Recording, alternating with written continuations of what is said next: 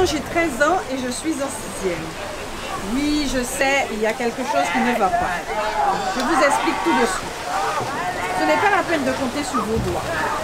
J'ai redoublé 2 fois le CE2 et la 6e. L'école, c'est toujours le drame à la maison. Vous pouvez imaginer? Ma mère pleure et mon père m'engueule, ou alors c'est le contraire. C'est ma mère qui m'engueule et mon père qui ne dit rien. Moi, ça me rend malheureux de les voir comme ça. Mais qu'est-ce que je peux faire? Qu'est-ce que je peux leur dire dans ces cas-là? Rien.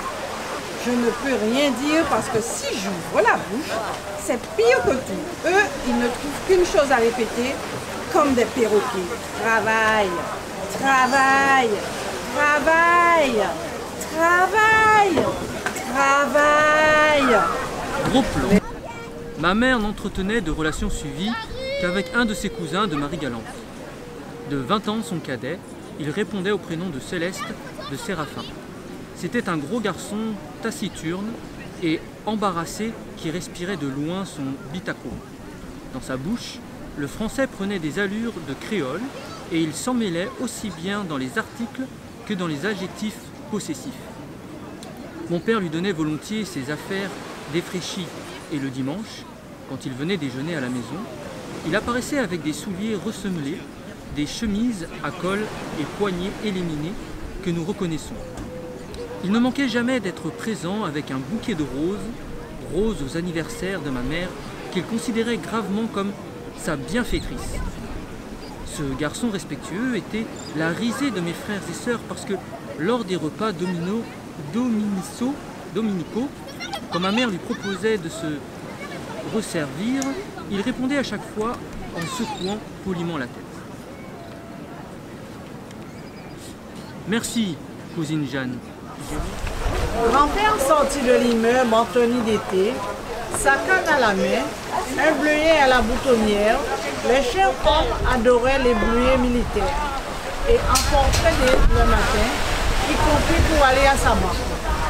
Que dirait-il maintenant qu'il n'en reste plus un seul même dans les immeubles,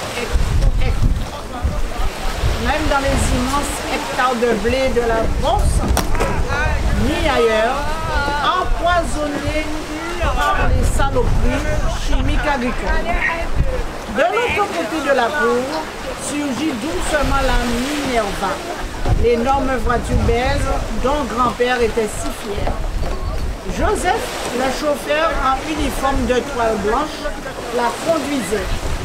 Il freina, sauta hors de la gigantesque automobile, ouvrit cérémonieusement la portière arrière gauche pour que son maître puisse s'asseoir confortablement sur la large banquette. Elles sont encore en retard, remêla mon enceinte. Les voilà, monsieur le baron, dit gentiment Joseph. En effet, grand-mère apparut à son tour, son éternel chapeau cloche noir enfoncé jusqu'aux yeux. Elle était habillée tout en noir depuis la mort en 1915 à Verdun de son unique fils. Elle monta s'installer magnetieusement à côté de grand-père, précédant mademoiselle Anne, ma chère gouvernante, qui me tenait par la main, essuyant de m'empêcher de sautiller de joie. C'était les vacances. Nous partions 3 mois à la campagne, que j'adorais vacances et campagne.